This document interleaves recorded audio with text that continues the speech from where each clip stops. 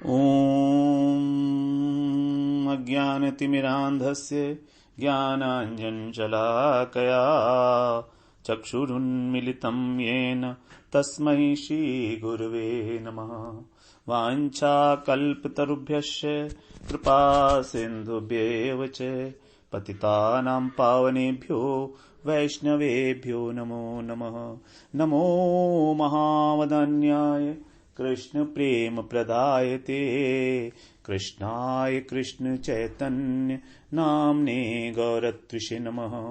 हे कृष्ण करुणा सिंधो दीनबंधो जगत्पते गोपेश गोपिका कांत राधा कांत नमोस्तुते। तप्त कांचन गौरांगी राधे वृंदावनेश्वरी वृषभानुसुते देवी प्रणमामि हरिप्रिये। वृंदायै तुलसीदेव्यै प्रियायै केशवस्य च कृष्ण भक्ति प्रदे देवी सत्यवत्यै नमो नमः। श्री कृष्ण चैतन्य प्रभो नित्यानंद श्री अद्वैत गदाधर शिवसदी गौरभक्त वृंद। हरे कृष्णा कृष्णा कृष्णा हरे हरे, हरे राम राम राम हरे हरे। हरे कृष्णा। सर्वप्रथम मैं अपने गुरुपाद पद्म ओम विष्णुपाद अष्टोत्तर शत श्री श्रीमद् भक्ति वेदांत माधव गोस्वामी महाराज के चरण कमलों में अनंत कोटि दंडवत प्रणाम ज्ञापन करता हूं। हम लोग श्रीमद् भगवद गीता के 9वें अध्याय का श्रवण कर रहे हैं, जिसमें हमारा 31वां श्लोक चल रहा है, जिसमें भगवान बता रहे हैं कि जो दुराचारी व्यक्ति है उसको साधु क्यों मानना होगा, कारण क्या है, उसकी साधुता कैसे सिद्ध होगी। तो यहां पर भगवान ने बताया है, क्षिप्रम भवति धर्मात्मा शाश्वत शांतिम निगच्छति कौन्तेय प्रतिजानीहि न मे भक्त प्रणश्यति। भगवान बता रहे हैं कि क्योंकि वो व्यक्ति बहुत जल्दी ही धर्मात्मा हो जाता है, मतलब भक्ति का आचरण करने वाला हो जाता है। धर्म का मतलब यहां पर भक्ति है, तो भक्ति का आचरण करने लगता है वो, और शाश्वत शांतिम निगच्छति, और शाश्वत शांति की उसे प्राप्ति हो जाती है। तो हे कौन्ते, हे अर्जुन, तुम इस प्रकार की प्रतिज्ञा करो कि मेरे भक्त का कभी नाश नहीं होता। तो यहां हम लोग बात कर चुके थे कि क्षिप्रम भवति धर्मात्मा, तो भवती जो आया यहां पर, तो भवती में देखिए वर्तमान काल की क्रिया है, भविष्य काल की क्रिया नहीं है, ये वर्तमान काल की है ना। पठती पठते पठंती, भवती भवतः भविष्यंती, तो ये जो है हमारी वर्तमान काल की क्रिया है। और साधारण बोलचाल की भाषा में हम ऐसा बोलते हैं कि ये काम शीघ्र हो जाएगा। यहां पर बोला ना भगवान ने क्षिप्रम, तो क्षिप्रम मतलब शीघ्र, जल्दी ही, तो ये कार्य शीघ्र ही हो जाएगा, ऐसा हम बोलते हैं। हम लोग ऐसा नहीं कहते कभी भी कि ये कार्य शीघ्र होता है, शीघ्र हो जाएगा ऐसा बोलते हैं। ऐसा तो नहीं बोलते ना शीघ्र होता है, लेकिन भगवान यहां पर कह रहे हैं शीघ्र होता है। भवती कह के भगवान कह रहे हैं कि वो बहुत शीघ्र ही धर्मात्मा होता है। तो यद्यपि ऐसा कहा नहीं जाता है, तो होता है का कहने में मतलब यह है कि धर्मात्मा होने में अब थोड़ा सा भी विलंब नहीं रहा है। ये नहीं कि कहीं आगे किसी समय होगा वो, ऐसा नहीं, बिल्कुल नहीं। क्षिप्रम भवति धर्मात्मा, भविष्यंती नहीं। ये मत सोचना कि वो भजन करते करते करते करते कुछ समय बाद में धर्मात्मा बनेगा, ऐसा बिल्कुल नहीं। मान लो वो बस हो ही गया, तभी तो कहा साधुरेव समंतव्य, साधु ही मान लो, उसको मान लो। मतलब समय का व्यवधान अब इतना कम रह गया है कि उसके लिए भगवान ने यहां पर वर्तमान काल की क्रिया का प्रयोग किया। क्षिप्रम भवति धर्मात्मा, तो क्योंकि काल का व्यवधान अब रहा ही नहीं है। ये नहीं कि काम कभी आगे होगा किसी समय में, ऐसा नहीं, बिल्कुल होने ही वाला है, हो ही चुका है मानो। कारण क्या है इसका? कारण यह है कि जिस समय हमारा निश्चय हो जाता है, उसी समय से, उसी क्षण से हमारी सारी क्रियाएं उस निश्चय के अनुसार होने लगती हैं। हमारे निश्चय की बहुत बड़ी महिमा है, हम सबको अनुभव है इस बात का। जिस समय एक लड़की विवाह के समय निश्चय कर लेती है कि मेरा पति है, तो बस एक क्षण है वो कि उसका निश्चय हो गया कि मेरा पति है। पति होने के बाद और पति होने से पहले उसकी मानसिकता, उसके विचार बिल्कुल आमूल परिवर्तन हो गया। जो अभी तक मां का घर था वो अब अपना नहीं रहा, वो पराया हो गया। तो जैसे ही हमारा निश्चय हुआ, हमारा अभिमान बदल जाता है और तुरंत हम वैसे ही हो जाते हैं। समय जो लगता है वो लगता है निश्चय करने में, क्योंकि निश्चय से हमारे अभिमान का निर्धारण होता है कि हम हैं कौन। अब उस व्यक्ति ने यह निश्चय कर लिया कि वो भक्त है, तो जिसके साथ हम तादात्म्य कर लेते हैं उसी के साथ हमारा अभिमान हो जाता है। अभी हम लोग शरीर में तादात्म्य किए हुए हैं, तो हम अपने को शरीर माने हुए हैं कि मैं पुरुष हूं, मैं स्त्री हूं। यह हमारा अभिमान है। लगातार 24 घंटे हमारा अभिमान रहता है कि मैं पुरुष हूं और मैं स्त्री हूं।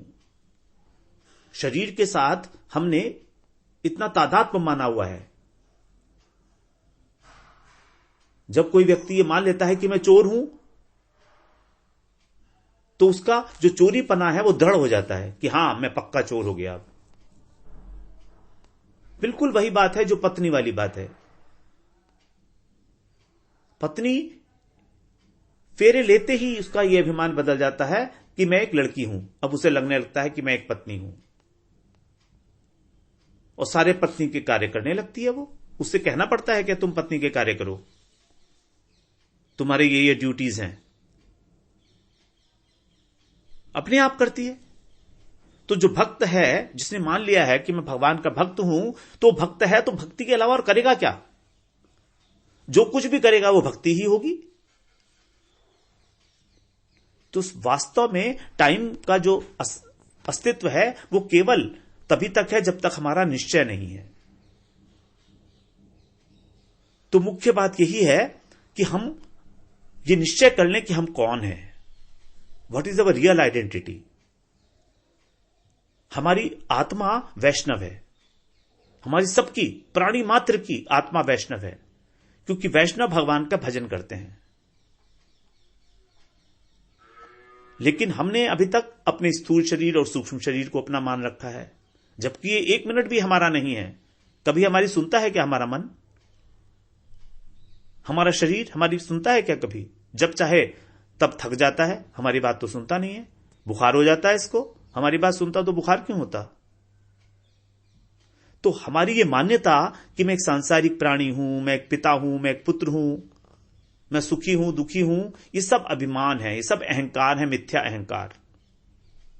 हमारा वास्तविक परिचय है श्री कृष्ण दासत्व, कृष्ण के नित्य दास। यही है हमारा वास्तविक परिचय। और जिस दिन हमारी बुद्धि, जिस क्षण हमारी बुद्धि ये स्वीकार कर लेगी दृढ़ता से, तो हमारा मिथ्या अहंकार एकदम शिथिल हो जाएगा, गल जाएगा। अभी बड़ा ठोस हुआ है ना, ये अभी ठोस है हमारा अहंकार, मिथ्या अहंकार, लेकिन ये सब बिल्कुल गल के पानी पानी हो जाएगा शुद्ध अहंकार के उदय होने पर।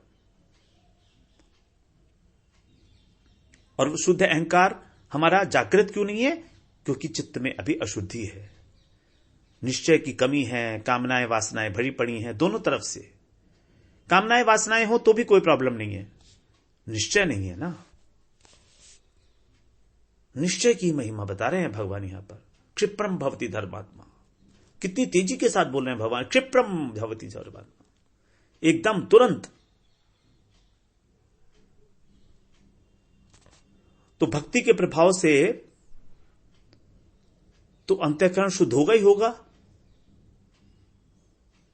इसीलिए भविष्य का प्रश्न नहीं उठेगा। तभी भगवान ने कह दिया है यहां पर क्षिप्रम भवति। मानो भगवान हमसे आग्रह कह रहे हैं ये कह के कि अब तुम देर मत करो, क्षण मात्र भी देर मत करो, दृढ़ निश्चय कर तो लो, कर तो लो। जैसा मैंने बताया तुमको, अनन्यता को धारण करो। अनन्यता, अनन्यता, अनन्यता। ये मान लो कि मैं भगवान का अनन्य भक्त हूं। ये मान लो, ठीक है अभी नहीं हो, कोई बात नहीं है, लेकिन स्वरूपतः तुम अनन्य भक्त हो। स्वरूपतः हम अनन्य भक्त हैं भगवान के, लेकिन भूले हुए हैं। तो कोई बात नहीं है, झूठ मूठ का मान लो, किसी को बताना थोड़ी ना है।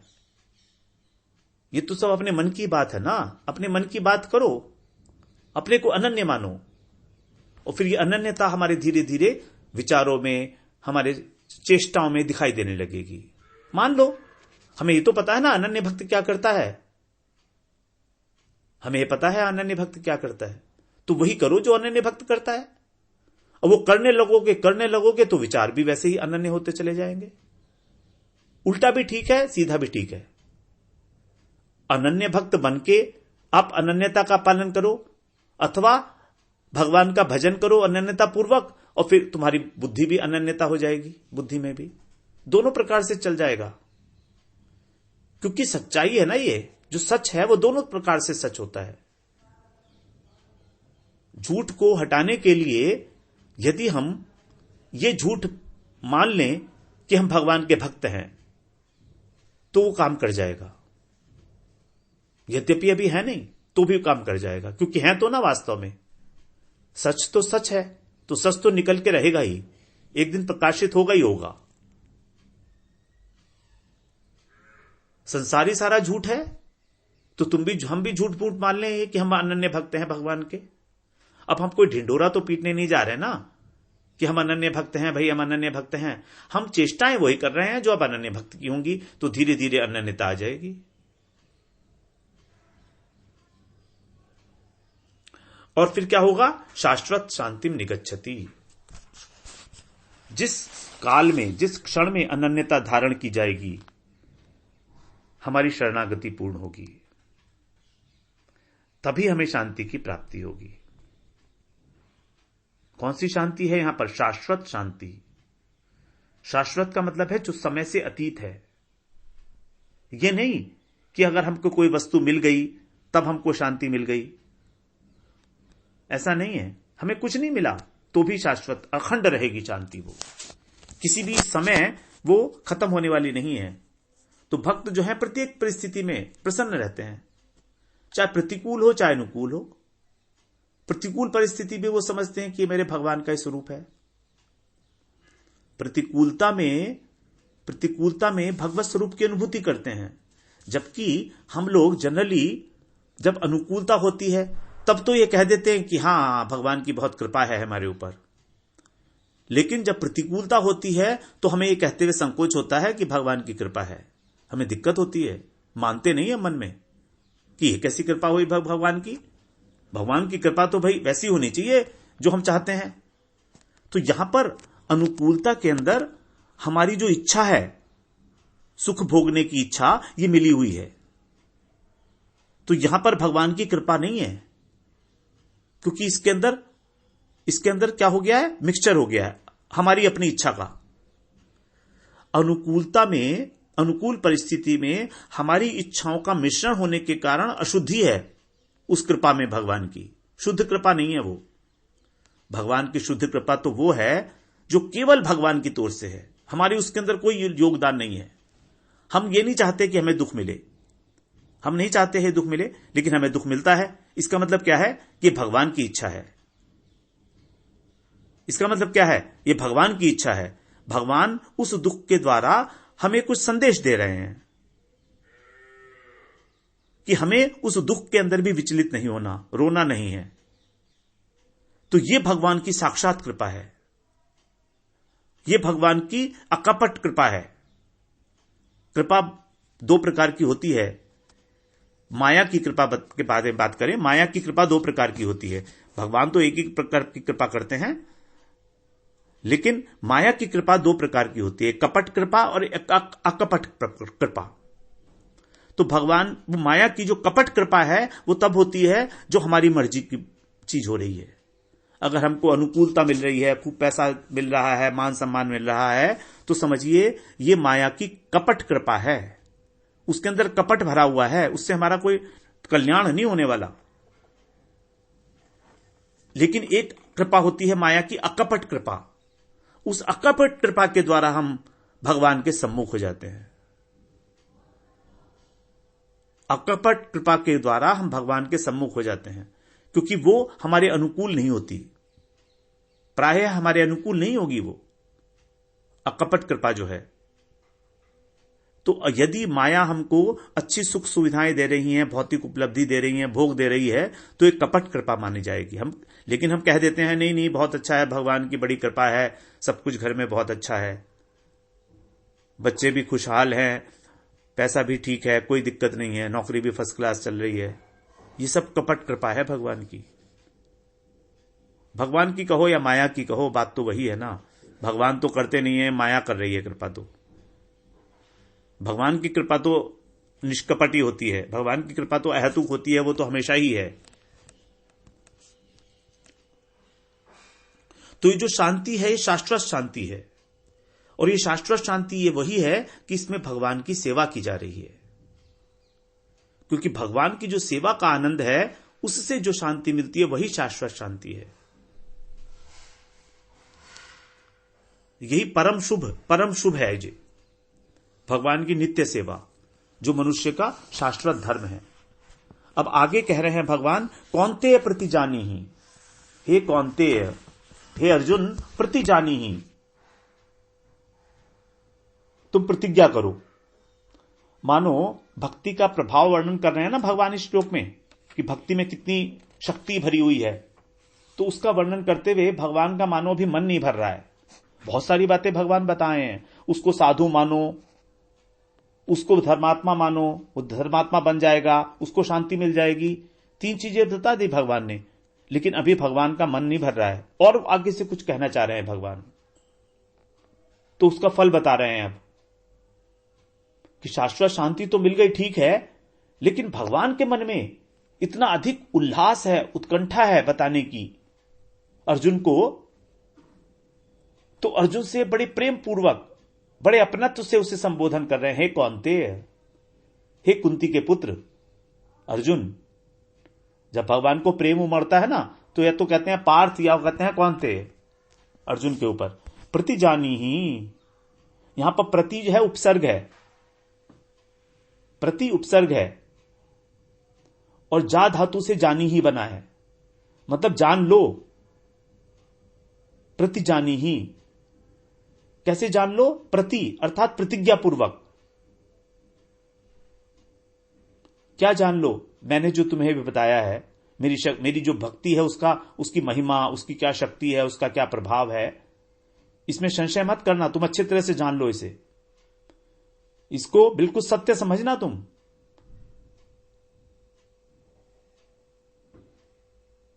बिल्कुल जैसे तुम कई बार प्रतिज्ञा करते हो,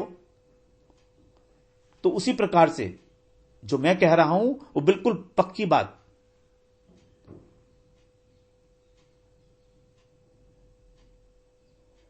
तो अर्जुन से भगवान कह रहे हैं कि तुम प्रतिज्ञा कर लो। प्रतिजानी ही के अंदर जो है ये मध्यम पुरुष है। संस्कृत में 3 पुरुष होते हैं, प्रथम पुरुष, मध्यम पुरुष और उत्तम पुरुष। तो जो मध्यम पुरुष है वो जो क्रियाएं होती हैं वो त्वम से रिलेटेड होती हैं, त्वम, अहम से नहीं होती हैं। सह तवते होता है ना, तो सह होता है वो जो प्रथम पुरुष हो गया, उसके बाद मध्यम पुरुष है, उसके बाद फिर उत्तम पुरुष है। तो ये मध्यम पुरुष है, ये तुम से संबंधित होता है। तो यहां प्रतिजानी ही के अंदर क्रिया है मध्यम पुरुष की, तो इस क्रिया के अनुसार जब हम कर्ता का निर्धारण करेंगे तो बनता है त्वम। कई बार संस्कृत में क्रिया से ही कर्ता का अनुमान लगाया जाता है कि करने वाला कौन है, और कई बार कर्ता से क्रिया का अनुमान लगा लेते हैं। तो यहां पर भगवान ने क्रिया का तो यूज किया प्रतिजानी ही, ये मध्यम पुरुष में। इसका मतलब मध्यम पुरुष मतलब तुम, तो कौनते अर्जुन से कह रहे हैं तुम प्रतिजानी ही, यानी तुम प्रतिज्ञा करो, मैं नहीं करता, मैं नहीं कर रहा हूं प्रतिज्ञा, तुम प्रतिज्ञा करो। प्रतिजानी ही, तुम प्रतिज्ञा करो। क्योंकि शास्त्रों के अंदर भी बहुत सारे जो मंद बुद्धि वाले लोग हैं वो संदेह करते हैं, संशय करते हैं कि ऐसा कैसे हो जाएगा, ये तो सब कहने की बात है, ऐसा तो कभी होता नहीं है। ऐसा हो सकता है क्या कभी कोई इतना बड़ा दुराचारी है उसको साधु मान लो, ऐसे मान ले। उल्टी सीधी बातें करते हैं, तर्क वितर्क करते हैं लोग, कुतर्क करते हैं, क्योंकि स्वभाव है ना उनका वो। तो ऐसे लोगों के बीच में जाके तुम दोनों हाथ उठाकर और निर्भय होकर ये घोषणा कर दो, तुम घोषणा करो, त्वम प्रतिजानी ही, तुम घोषणा करो, जैसे तुम्हारी प्रतिज्ञा है। ये क्या प्रतिज्ञा है तुम्हारी? भगवान के भक्त का कभी नाश नहीं होता। ये प्रतिज्ञा अर्जुन से कहवा रहे हैं भगवान। न मे भक्त प्रणश्यति, मेरे भक्त का मतलब भगवान के भक्त का कभी नाश नहीं होता। तुम ये प्रतिज्ञा करो उन लोगों के बीच में जाके जो मेरी बातों पे संदेह करते हैं। डंके की चोट पे करना, तुम संकोच मत करना बिल्कुल भी। तो अब देखिए, रक्षा तो करेंगे भगवान, अपने भक्त की रक्षा कौन करेगा? भगवान करेंगे ना। कह रहे हैं ना उसका नाश नहीं होगा, तो रक्षा कौन करेगा? भगवान कह रहे हैं। लेकिन कह रहे हैं अर्जुन से कि तुम करो ये प्रतिज्ञा। अब भगवान भी तो कर सकते थे ना ये प्रतिज्ञा। तो भगवान ने अर्जुन को स्पष्ट शब्दों में आज्ञा दी है कि तुम्हें प्रतिज्ञा करनी क्या है एग्जैक्टली। न मे भक्त है प्रणश्यति, बस इतनी, मेरे भक्त का नाश नहीं होता। तो अर्जुन से प्रतिज्ञा करने के लिए क्यों कहा था भगवान ने? क्योंकि भगवान को पता है कि लोग भगवान की प्रतिज्ञा पर विश्वास नहीं करते, नहीं करेंगे, अर्जुन की प्रतिज्ञा पर विश्वास कर लेंगे। क्योंकि अर्जुन भगवान का भक्त है। भगवान को यह मालूम है कि मेरी प्रतिज्ञा पर लोग विश्वास करें ना करें, अर्जुन की प्रतिज्ञा पर जरूर विश्वास कर लेंगे, क्योंकि ये मेरा भक्त है। भगवान ने कहा है ना अर्जुन से कि तुम मेरे भक्त हो। 4 अध्याय के 3 श्लोक में, भक्तो असि में सखा चेती, तुम मेरे भक्त भी हो और सखा भी हो। तो भगवान ने एक प्रतिज्ञा इस प्रतिज्ञा से और पहले भी की रखी है। वो ये प्रतिज्ञा है कि भगवान अपने भक्तों की प्रतिज्ञा की रक्षा करते हैं। ये भगवान की सबसे पहली प्रतिज्ञा है कि वे अपने भक्तों की प्रतिज्ञा की रक्षा करते हैं। और ये इनकी परमानेंट प्रतिज्ञा है, स्टैंडिंग ऑर्डर बोलते हैं ना जिसको, अनादि प्रतिज्ञा है आरंभ से। और सारी प्रतिज्ञाएं जो भगवान ने की हैं वो बाद में की हैं।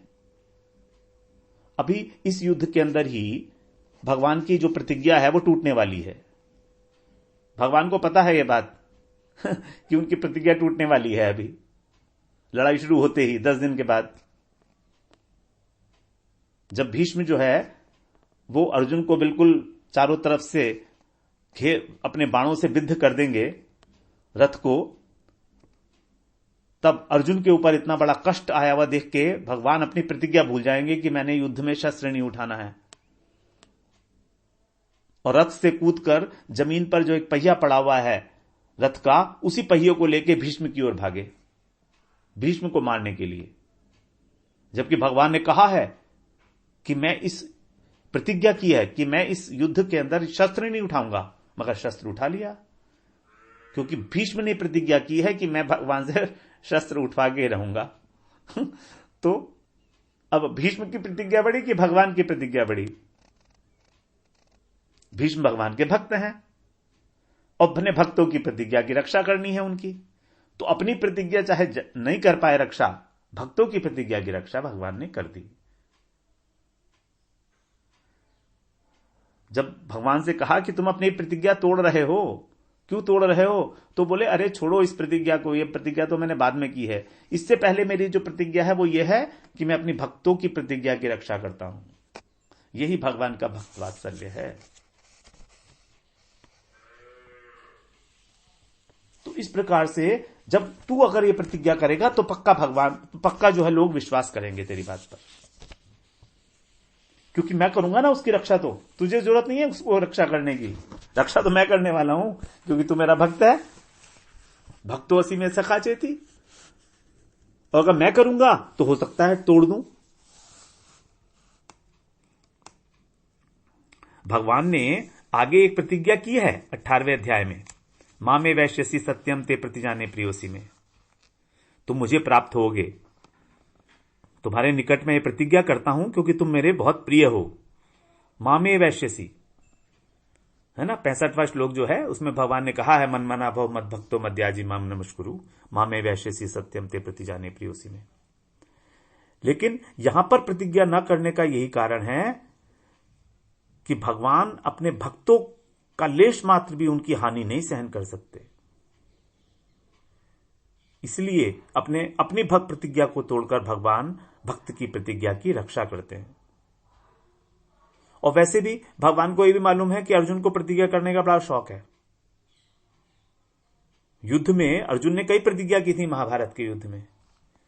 अभी आगे अर्जुन प्रतिज्ञा करेगा कि सूर्यास्त से पहले जो है मैं जयद्रथ को मार दूंगा। सूर्यास्त होने से पहले जब जयद्रथ ने अभिमन्यु का वध कर दिया था, तो उसके बाद अर्जुन को जब यह पता लगा तो उसने प्रतिज्ञा कर ली थी कि सूर्यास्त होने से पहले मैं आज जयद्रथ का वध कर दूंगा। और सूर्यास्त हो गया और जयद्रथ का वध नहीं हुआ। तब भगवान ने फिर इस प्रकार का किया कि सूर्य जो है अपने उससे सुदर्शन चक्र से ढक लिया, या पता नहीं क्या हुआ, वो जो भी था भगवान की लीला है। और फिर जयद्रथ आ गया और वो देखना चाहता था अर्जुन किस तरह से चिता में जलेगा। तभी वो जो है सूर्य उदय हो गया, पूरा सूर्यास्त नहीं हुआ था, युद्ध विराम नहीं हुआ था। तो अर्जुन को भगवान को मालूम है कि प्रतिज्ञा करने का बहुत शौक है अर्जुन को, फंसाता है भगवान को बार बार। भगवान बार बार उसकी प्रतिज्ञा की रक्षा करते हैं। ऐसी द्वारका में भी अर्जुन जी प्रतिज्ञा करेंगे कि मैं ब्राह्मणों को पुत्र को लौटा कर लाऊंगा। जो ब्राह्मण के पुत्र थे एक, वो मरते जा रहे थे, तो बार बार तो अर्जुन ने प्रतिज्ञा कर ली कि मैं तो उसको मरने नहीं दूंगा। और मर गया था वो, तो फिर उसको कहा मैं लौटा के लाऊंगा, तो नहीं ला पाए, तो चिता में जलने के लिए तैयार हो गए थे। तो भगवान ने ही फिर इनको पूरा किया था। तो भगवान का मानना है कि अर्जुन प्रतिज्ञा करेगा तो लोग विश्वास करेंगे और मैं भी उसको पूरी करूंगा। और हो सकता है किसी कारणवश मैं अपनी प्रतिज्ञा ना पूरी कर पाऊं, इसीलिए भगवान ने कहा कि कौन्तेय प्रतिजानी ही न मे भक्त प्रणश्यति। तो यही है प्रतिज्ञा जो अर्जुन को कहा था करने के लिए कि मेरे भक्त का नाश नहीं होता। तो भगवान की जो प्रतिज्ञा के विषय में बातें हैं बड़ी रोचक हैं। बड़ा आश्चर्य सा होता है इस बात को सुन के कि अर्जुन से प्रतिज्ञा करवाई थी भगवान ने, खुद नहीं की थी। और यही कारण है कि भगवान अपने भक्तों की प्रतिज्ञा का प्रत्येक प्रकार से रक्षा करते हैं, प्रत्येक प्रकार से। इतना भक्त वात्सल्य उनके अंदर कूट कूट कर भरा हुआ है। वास्तव में भगवान भक्तों के लिए ही बने हुए हैं, बने ही भक्तों के लिए हैं।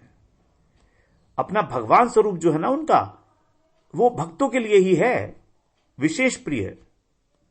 अन्यथा तो परमात्मा रूप से सारी सृष्टि का कार्य तो हो ही रहा है ना। तो केवल भक्तों को आनंद देने के लिए वो भगवान है। भक्त और भगवान दोनों एक ही हैं, आपस में दोनों एक दूसरे का ही सेवा करते हैं। भक्त भगवान की सेवा करके प्रसन्न होता है और भगवान भक्त की सब बातों का ध्यान रखते हैं, उसकी प्रतिज्ञाओं का पालन करते हैं, वो रक्षा करते हैं सब प्रकार से। योग क्षेमम वहाम्यहम्। तो हम भगवान की जो प्रतिज्ञा करने के लिए कहा है, हम लोग उसके विषय में कल चर्चा करते हैं। वांछा कल्पतरुभ्यश्च कृपा सिन्धुभ्यैव च पतितानां पावनेभ्यो वैष्णवेभ्यो नमो नमः।